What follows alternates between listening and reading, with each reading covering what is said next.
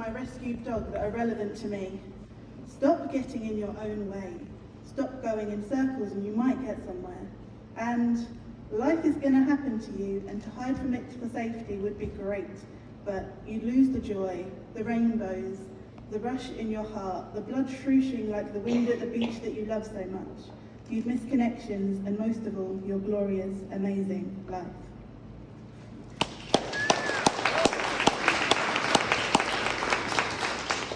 They're not all about dogs, so if you're a cat person, you can breathe out. Brain jar, part 1. I want to take my brain out and wash it at 40 degrees with detergent and delicates. See if the spins and the thudding and the deep scratch of water and drum will help this feeling. Perhaps I could keep it in a jar. Let the sun get to it. See if that helps. The jar could muffle the nagging too. I just want to give it one thing on a loop in revenge for what it puts me through. A recorded message while I take a break from having a brain. I exist. I'm here. I'm trying. I exist. I'm here. I'm trying.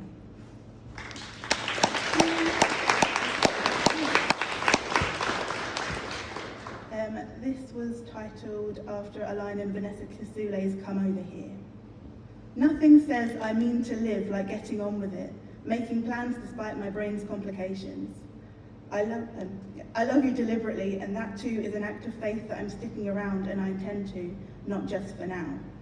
Those words were hard-earned, and saying them feels like confirmation that I'm a long, long way off leaving this land. I am here on purpose.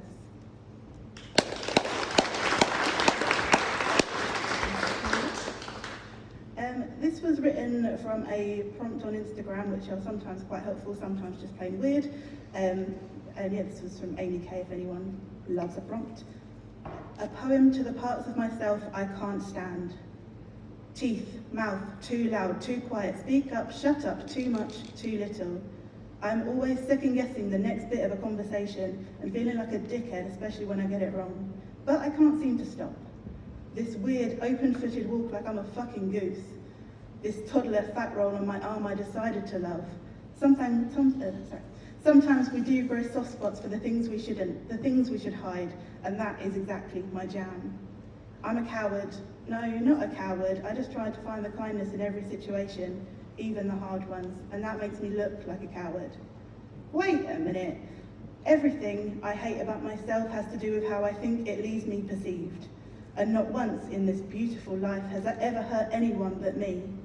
And I'm not going to put up with that anymore. I resolve to be plenty, let myself be weird, walk funny, socially awkward, laugh at myself, revel in it. Invite those around me to grab a plate, as if I'm the buffet. You can all eat dessert first if you want to. Let's chink milkshake glasses and toast to let it all in. And anyone who thinks it's too much or too little, I invite to choke. Those who love me like I should.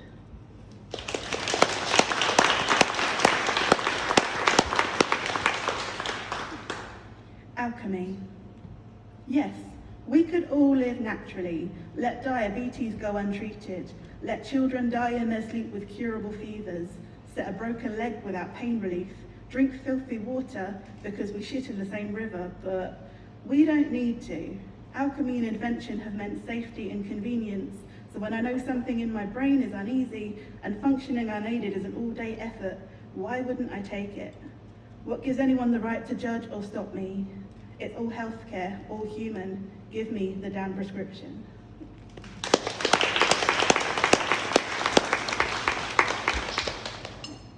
Hate. I don't often write about hate, but here it is. I do not hate you, but the silence of your absence is a marshmallow in the mouth instead of a scream in the ear, that relief of a headache lifting, a deep infected paw released. The freedom to live without judgment, although you say you're on my side while you scorn me with jealousy. I have asked for air and you took the last of it, then blamed me for suffocating. It will not be long before I have nothing left, but are you sure you want to unfriend?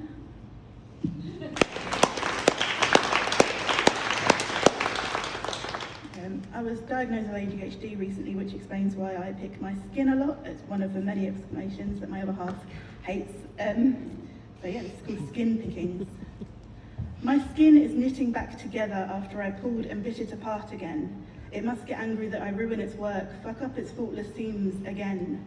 sigh resigned when I get a new cut or scab or bruise and feel the rush of something new to abuse. It will try to heal faster than I can poison the wound, and it will try to save me from myself, sting to stop the dirt in the new layers of skin, and I will smile back in defiance and say, I like it that way. I like the pain, I'm going to do it again. At night, the fight stops. I surrender for 8 hours if I'm lucky, and my arms are still. So this body wearily pulls some strings, pieces me together, knits flesh new, like a mother tired of sewing up knee holes in school trousers. And yet I'll do this again. Take this miracle of healing for granted. Just presume my body will put up with this, as long as I decide to put it through it again.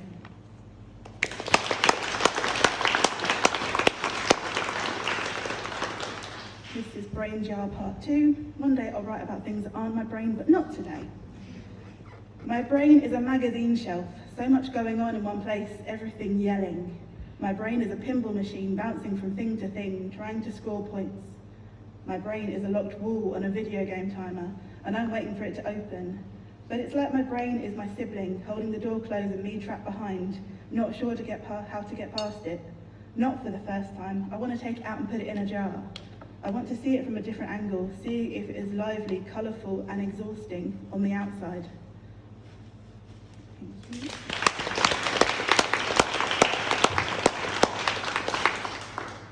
Untethered. An octopus exploring with 8 wriggling tentacles trying to get out of me. A million bouncing disco jellyfish urging me to move. 100 balloons and a hand that opens when sneezed. Up and drifting, free but not really. This brain is a toddler set free to make mischief, but without any boundaries is overtired and howling in the ball pit. And I have to find it within me to parent it, pull the balloons down, feed and quiet the sea life, all the while so tired of myself I could weep.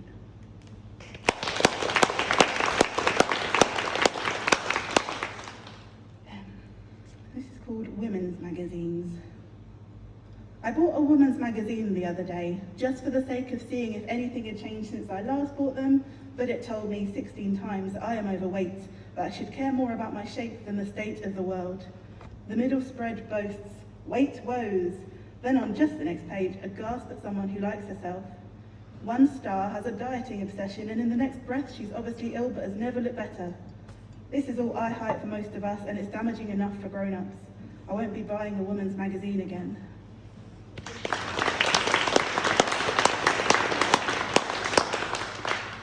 Unchoreographed. Not knowing the moves shouldn't stop you dancing. Not fitting in shouldn't stop you doing your thing.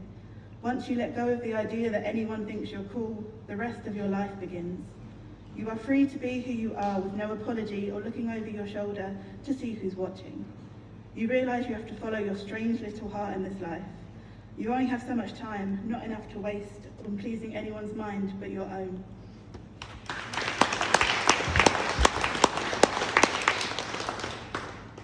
This is about an escape room, but not really. Small. Tucked inside a crawl space, I'm supposed to be searching for a clue, but for a moment, the silence, my body crunched into child's pose is peaceful, womb dark, with nothing but shuffles above and my own heartbeat repeating shrum, shrum, shrum. How long it took before it became unbearable, dust tasting, throttled terror, I don't know. When you let the darkness swallow you, you can't expect an easy regurgitation. I should know this by now, but I still let it happen. Perhaps when my limbs began to seize and lock into place is when my brain did the same. I pluck my body bone by bone, try to hurry before the crawl space becomes the mouth that devours.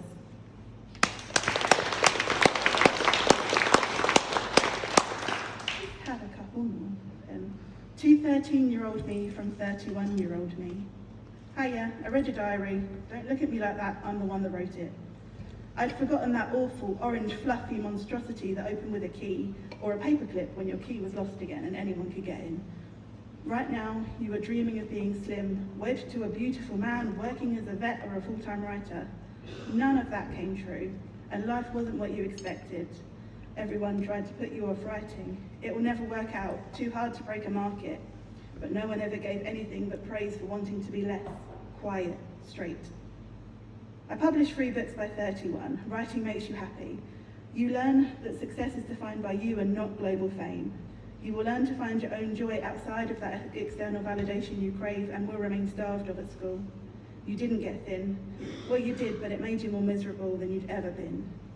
You realised it wasn't your body that was the problem, it was your brain. Work with it, not against it, and you're doing okay. P.S. You're very gay.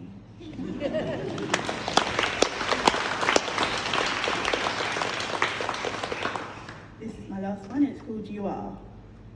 You are flawed, I'll admit, but so is everyone you'll ever meet. You are the little sounds you make in your sleep. You're the way you feel at the end of the week. You are all of the actors on stage, on screen that you mimic. You are the dreams that burrow inside you and refuse to leave. You are the dance you sometimes do when you're alone. You are not the only one who sometimes gets scared of the phone.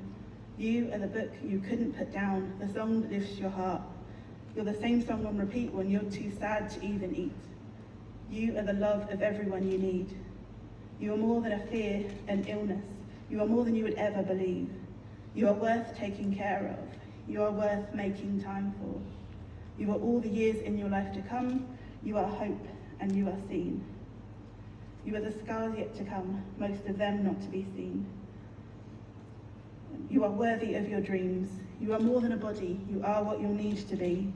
You are good enough as you are, but it's also okay to want to achieve.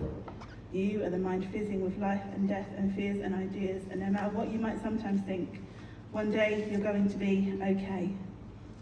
Thank you.